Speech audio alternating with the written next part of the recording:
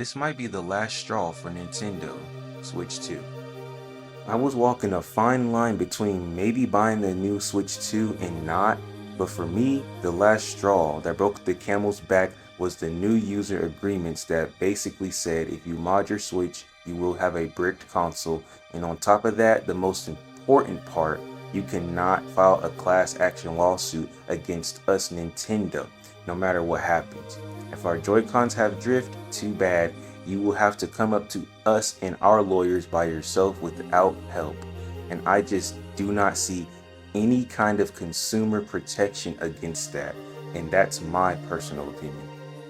But today I believe I speak objectively for many other people who are not myself in saying that the value in the Switch 2 spec-wise is just not enough for every demographic of people to justify forking out $500 for the new Switch plus a game, and then another $100 for a camera, maybe a second controller, and that's without adding taxes.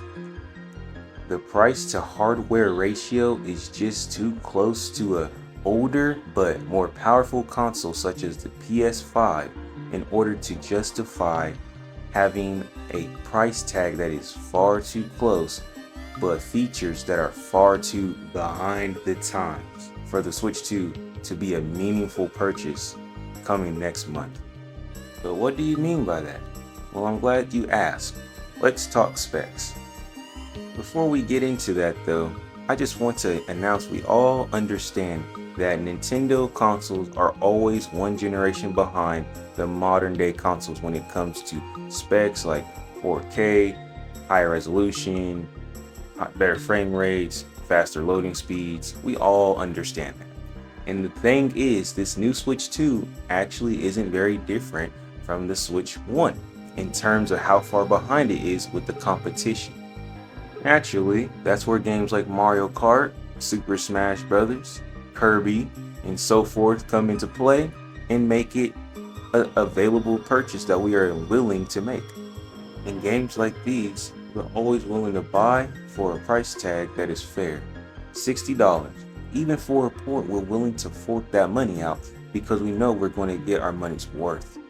But number one problem, price.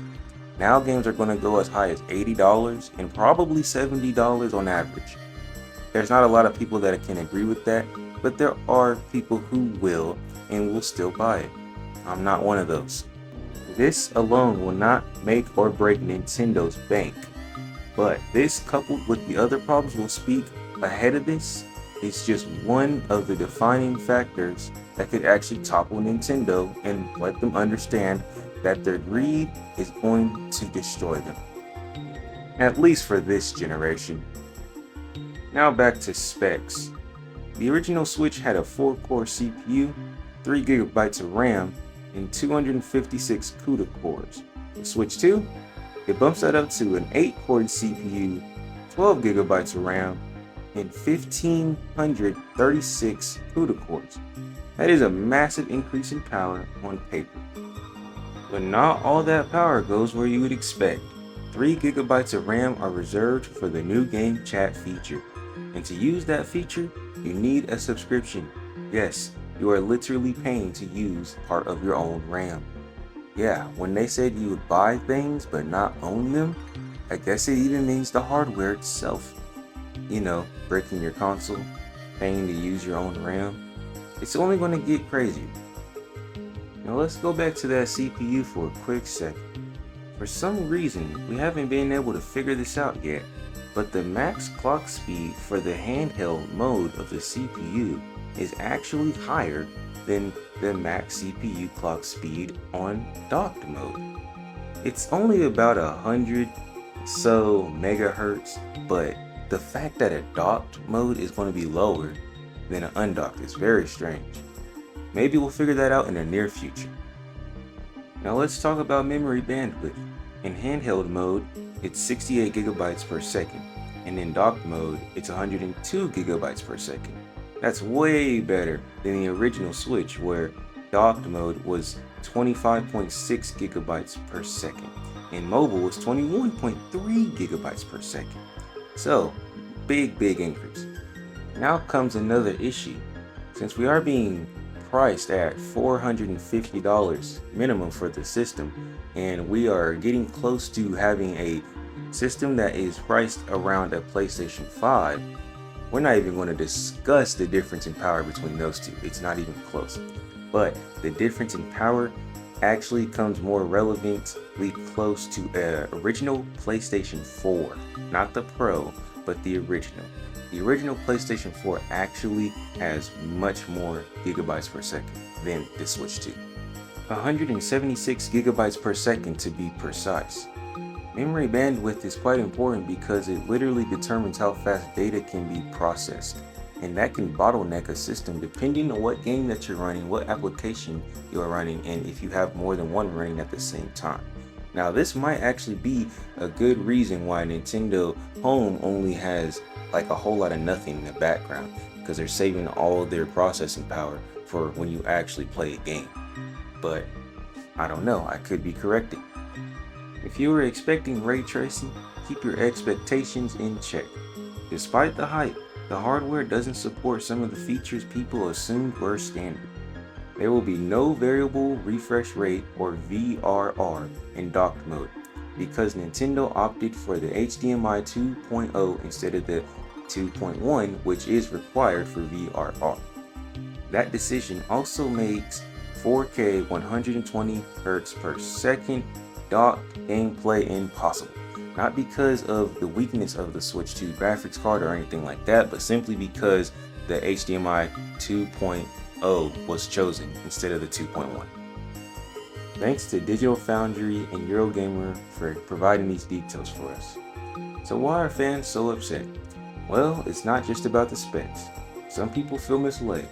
We expected a next-gen leap, and what we got was closer to a Switch Pro.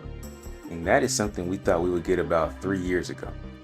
Others are stepping away due to the price. With the price point creeping close to the PlayStation 5, people are asking, why wouldn't I just buy a PlayStation 5 instead? Well, one reason is because PlayStation 5 has literally started to increase their prices.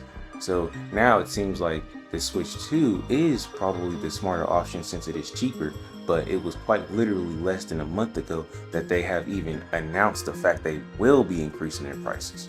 So we haven't even had time to adjust to the shocking reveal that a 40-plus-year-old console is getting a price increase instead of a decrease, which is something we're used to as the console gets older, and especially since they have the PS5 Pro.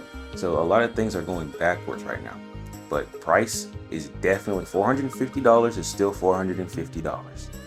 Then there's the software side and the rights issues. So we have just gone over about how the software and the hardware is a bit underwhelming at this point in time. And when it comes to the rights, we do not appreciate that. There are people who will say, oh, yeah, of course you shouldn't mod your system.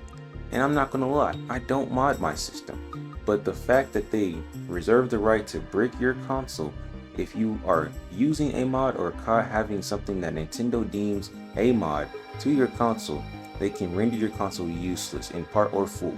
But the part isn't even what we're talking about. It's the fact that they say in full. Not cool. Usually, if you get banned, you are banned off of the online aspect of a console. Like, I know a person personally who actually was in a group chat that he was no longer discussing in, and someone sent a risque photo in that group chat, and every person there got their account not suspended, but permanently banned. That person had over $2,000 worth of digital games on that account, and it has been rendered useless and ineligible to come back online. And he tried many times for an appeal, and it was with Sony. So I would hate for that to happen to anybody for even being in the proximity to someone who is doing something that they shouldn't be. Because like I said, he was in a group chat that he was not active in. And those are things that concerns me. One reason, because Nintendo is known to use AI to go out and seek fan-made games of their Pokemon franchise, and they will strike them down. They don't even personally seek these. They use AI to detect this. And we know AI is on the rise, and we understand that with AI comes automatic decision making. There is no human intervention. A human will create it and then will release it into the wild, which is not what they're supposed to do, but this is what Nintendo does. There is over 7 billion people on this planet, and at least 200 million that plays a Nintendo. And if we're going to be doing things that way, then we need to be doing things in a very safe way. So if I'm in a Mario Kart party with another person who is using a mod and I get banned, I'm not okay with that.